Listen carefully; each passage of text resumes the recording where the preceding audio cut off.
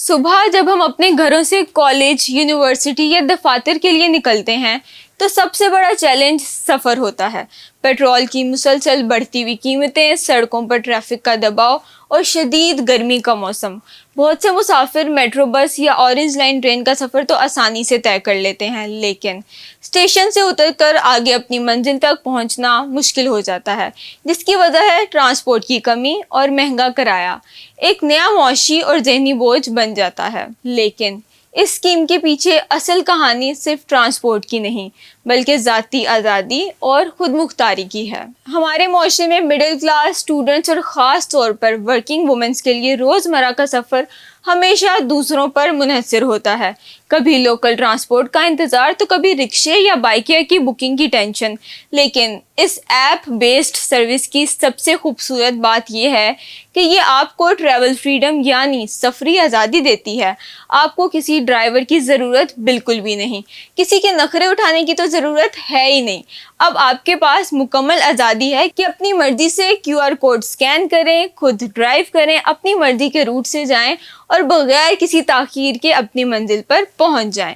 یہ چیز ہمارے نوجوانوں اور ملازمت پیشہ طبقے میں ایک نئی خود اعتمادی پیدا کرے گی۔ اگر اس کے معاشی اور معاشرتی پہلو پر نظر ڈالیں تو یہ لاہور کے مڈل کلاس طبقے کے لیے ایک بہت بڑا فائنینشیل ریلیف ثابت ہو سکتا ہے۔ روزانہ کا فیول اور پبلک ٹرانسپورٹ کے اخراجات جو کسی بھی عام شہری کی آمدن کا ایک بڑا حصہ کھا جاتے ہیں، اس سستے الیکٹرک متبادل سے وہ بچت براہ راست گھر کے دوسرے ضروری اخراجات میں کام آئے گی۔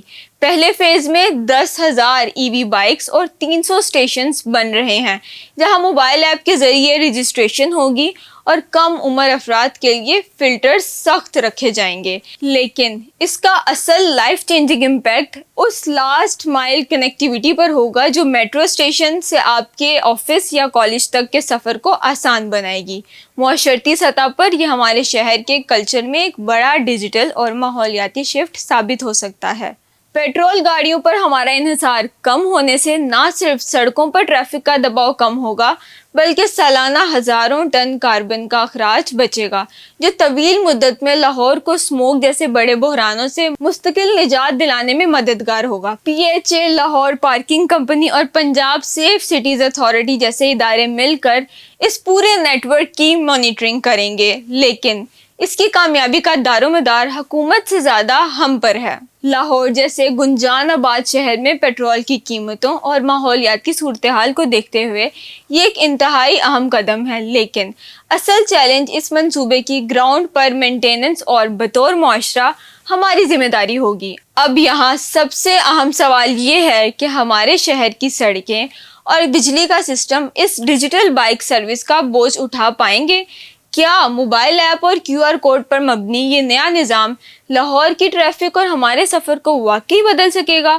آپ کو کیا لگتا ہے؟ اپنی رائے کمنٹس میں ضرور دیجیے گا۔ مجھے دیجیے اجازت۔ اللہ حافظ۔